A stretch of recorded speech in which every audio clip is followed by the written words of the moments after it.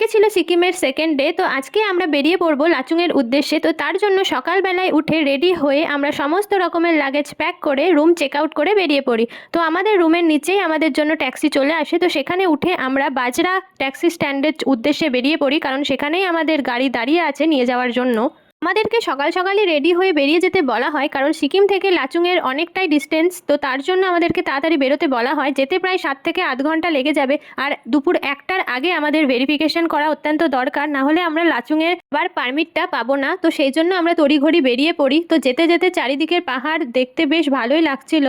উপরে সুন্দর পাহাড় আর নিচে তিস্তা নদী, এইভাবেই দেখতে দেখতে প্রায় আমরা অনেকটাই পৌঁছে যাই। তো তারপর আমাদের গাড়ি দাঁড়িয়ে পড়ে কিছু খাবার দাবার কেনার জন্য, কারণ আমরা যেখানে যাচ্ছিলাম সেখানে হয়তো আমাদের খাওয়ার সেরম জিনিস পাওয়া যাবে না। তো তার জন্য এখান থেকেই সমস্ত রকমের খাবার কিনে আমাদের গাড়িতে রাখা হবে। তো তার জন্য সবাই খাবার কিনতেও শুরু করে। তো সেখান থেকে আমরাও কিছু ক্যান্ডি আর কিছু ড্রাই ফ্রুটসও কিনি। তো তারপর একটা মজার জিনিস হচ্ছে, এখান থেকে যে ডিমটা কেনা হলো, তো সেটা বেশ গাড়ির সামনে বেঁধে নিয়ে চলে যায় প্রায় 7-8 ঘন্টার রাস্তায়। আর এই দুর্গম রাস্তাতেও এই ডিমটা বেশ সুন্দরভাবে বেঁধে প্রায় 7-8 ঘন্টা তারা নিয়ে চলে গেল। আমরা গাড়িতে যারা বসেছিলাম তারা সবাই এটাই ভাবছিলাম যে এতটা রাস্তা, এই দুর্গম রাস্তায় কি করে ডিমটা আসতো যাবে শেষ অবধি। তারপরে আমরা চলে আসি পারমিটের জায়গায়। তো সেখান থেকে পারমিশন নিয়ে আমাদেরকে বলা হয় যে আমাদের কাছে যে ওয়াটার বোতলগুলো আছে তো সেগুলো ফেলে দিতে হবে, কারণ সেখানে নর্মাল ওয়াটার বোতল নিয়ে যাওয়ার কোনো পারমিশন নেই।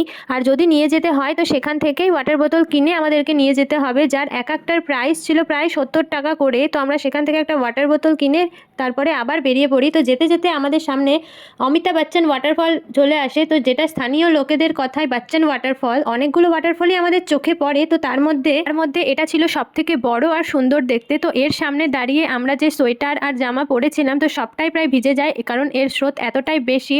তো সেভাবেই আমরা তারপর ওখানে বেশিক্ষণ না দাঁড়িয়ে বেরিয়ে পড়ি লাচুংয়ের উদ্দেশ্যে। আমাদের আস্তে আস্তে প্রায় অনেকটাই সন্ধে হয়ে গেছে। এই সকালবেলায় বেরিয়ে এই সন্ধেবেলায় আমরা লাচুংয়ে ঢুকি। এত সকালবেলায় বেরিয়েও আমাদের আসতে এত লেট হয়ে যায়। চারিদিকের গ্রামটা যেন সুন্দর করে লাইট দিয়ে সাজানো, কিন্তু আমরা যে জায়গায় থাকার জন্য গিয়েছিলাম তখন সেখানে কারেন্ট ছিল না।